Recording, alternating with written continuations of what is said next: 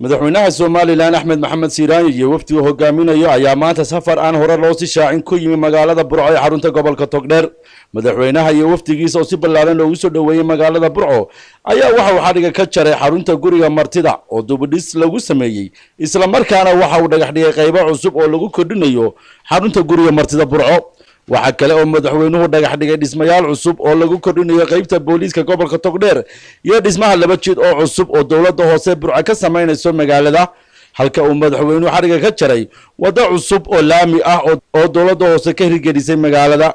sidoo kale waxa uu madaxweynuhu maanta xariga ka jaray qaybo ka mid ah dugsigii farsamada gacanta Burco oo dayactir iyo dubadhis lagu sameeyay. waxa uu dhagax dhigay dhismo deer cusub oo lagu wareejinayo dhismaha dugsigaasi, waxaana halkaasi hadalla kooban ka jeediyay barasaabka gobolka Togdheer Cabdo Axmed Aayir, wasiirka wasaaradda waxbarashada Marwo Samsam Cabdi.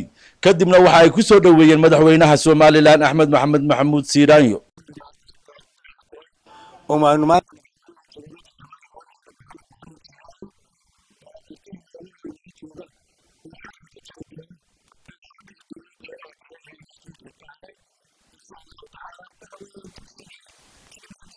institute Burco kala dardaaran dugsi nasiib wanaag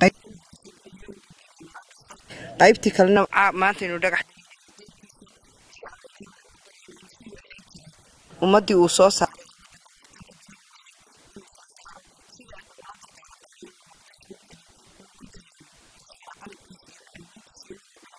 aad baan ugu faraxsan Burco Technical Institute taariikh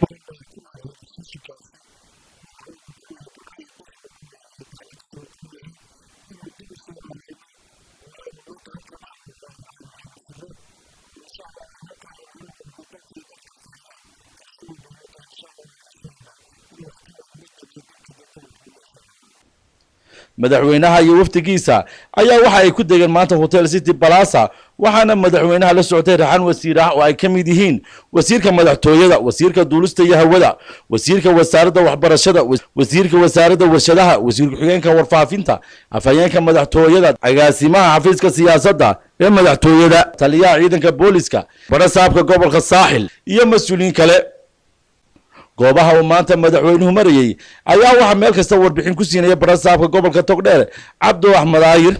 madaxweynaha iyo wafdigiisa ayaa la filayaa inuu ku sugnaan doono magaalada Burco ilaa maalinta berito ah. Kays Axmed Dagaale, Home Cable TV, Burco.